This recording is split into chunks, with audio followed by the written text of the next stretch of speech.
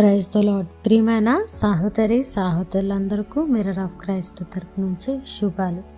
ప్రియమైనటువంటి వాళ్ళారా, మీరంతా బాగున్నారని, అలాగే ప్రతిరోజు డైలీ వాగ్దానం ద్వారా ఆదరించబడుతూ ఉన్నారని విశ్వసిస్తూ ఉన్నాము. విన్న వాక్యాన్ని తప్పకుండా షేర్ చేయండి. అలాగే పరిచర్య బహుభారం కలిగి ఉన్నది. టీవీ పరిచర్య కొనసాగిస్తూ ఉన్నాం. సహకరించి దైవ సువార్త వ్యాప్తిలో మీ వంతుగా సహకారులుగా ఉండాలని తెలియపరుస్తున్నాం. మరి ఈరోజు దేవుడు మనతో మాట్లాడుతున్న బలమైన వాగ్దానాన్ని ధ్యానం చేసి మన జీవితంలో పెట్టుకొని ఫలించే వారముగా ఉందాం. మీకా గ్రంథము 7వ అధ్యాయము 8వ వచనము. నా శత్రువా, నా మీద అతిశయించవద్దు. నేను కింద పడినను తిరిగి లేతును. నేను అంధకారమందు కూర్చొని ఉన్నను, యెహోవా నాకు వెలుగుగా ఉండును. దేవుని నామానికి మహిమ, ఘనత, ప్రభావములు చెల్లిస్తున్నాను. ప్రియ సహోదరుడా, ఈ వాక్యము చదువుగానే హృదయం నిండా ఎంతో సంతోషము, సమాధానము కలుగుతుంది నా మట్టుకు. మరి ఈ మాటను వింటే మన శత్రువు ప్రతిసారి మనల్ని కింద పడదొయ్యాలని, మనల్ని నేలమట్టం చెయ్యాలని, మనల్ని చెయ్యాలని, మనల్ని కృంగదీయాలని ఎంతగానో ప్రయత్నము చేస్తూ ఉంటుంది. అయితే భక్తుడు ఇక్కడ శత్రువుతో, అపవాదితో మాట్లాడుతూ దేవుని కృపను కొనియాడుతున్న ఈ మాటలను బట్టి మనము బలపరచబడడం దేవుని చిత్తమై ఉన్నది. అయితే నా శత్రువా, నా మీద అతిశయపడకు. ఎందుకంటే నేను కింద పడనని కాదు, కానీ పడినా కూడా తిరిగి లేస్తాను.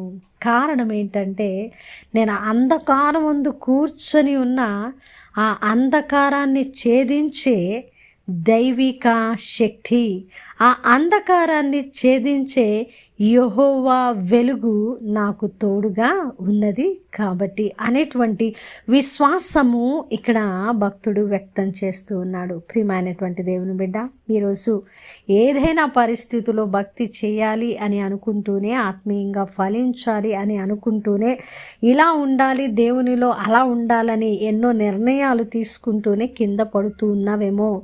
ఒకవేళ సమస్యలు, కష్టాలు, ఇరుకులు, ఇబ్బందుల్లో క్రింద పడుతూ ఉన్నావేమో, అయితే నువ్వెంత మాత్రము కూడా దిగులు పడవద్దు. నీ అపవాది అయిన శత్రువు ముందు ఒక సవాలు విసురు. ఏంటో తెలుసా? నా శత్రువా, నేను కింద పడినా కూడా తిరిగి లేస్తాను. నా మీద నువ్వు అతిశయపడ్డానికి వీలు లేదని నువ్వు గట్టిగా అపవాదిని జయించడానికి బలము కలిగిన వ్యక్తిగా ముందుకు వెళుతూ అపవాది క్రియలను లయపరిచే భక్తి జీవితాన్ని కనపరుస్తూ వాడిని గద్దించగలగాలి. నా శత్రువా, నీకు నా మీద అతిశయము ఉండడానికి వీలు లేదు. ఎందుకంటే నేను కింద పడినా సరే తిరిగి లేస్తాను. నేను ఒకవేళ అంధకారపు వంటి పరిస్థితిలో వెళుతూ ఉన్నా కూడా యెహోవా వెలుగు నాకు తోడుగా ఉంటుంది. కాబట్టి ప్రతి అంధకారము ఛేదించే వెలుగు శక్తిమంతుడైన దేవుడు మరి నాతో ఉన్నాడని నువ్వు చెప్పగలిగిన వ్యక్తిగా ఉంటే తప్పకుండా ఈ వాగ్దానము నీ పట్ల నెరవేర్చబడుతూ ఉన్నది. ప్రియ సహోదరుడా, మనం ఎన్నో మారులు, ఎన్నో సందర్భాలలో, కష్టాలలో, నష్టాలలో, ఆత్మీయ జీవితాలలో కింద పడుతూ లేస్తూ ఉన్నాం. అయితే మనము ఎక్కడా కూడా పడిపోయినట్లుగానే ఉన్నవారము కాదు. ఎందుకంటే ఆయన మనతో ఉన్నాడు, ఆయన వెలుగు మనతో ఉన్నది, ఆయన కృప మనతో ఉన్నది, ఆయన నడిపింపు మన మీద ఉన్నది. కాబట్టి మనం కింద పడినా సరే తిరిగి లేస్తామనే మరి విశ్వాసం మనకుంటే తప్పకుండా అపవాది క్రియలను చేయించి మనము మునుముందుకు కొనసాగే వారంగా ఉంటాం. వినవాక్యము ఫలింపు కొరకు ప్రార్థన.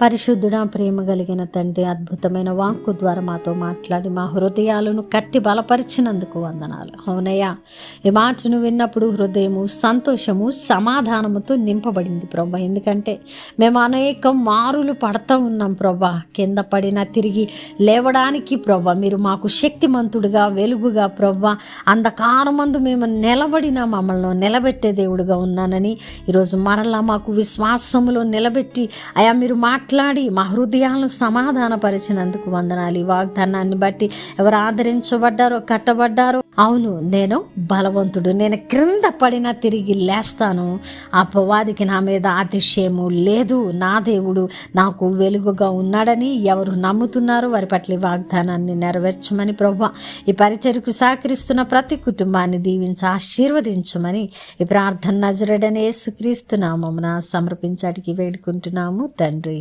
ఆమేన్.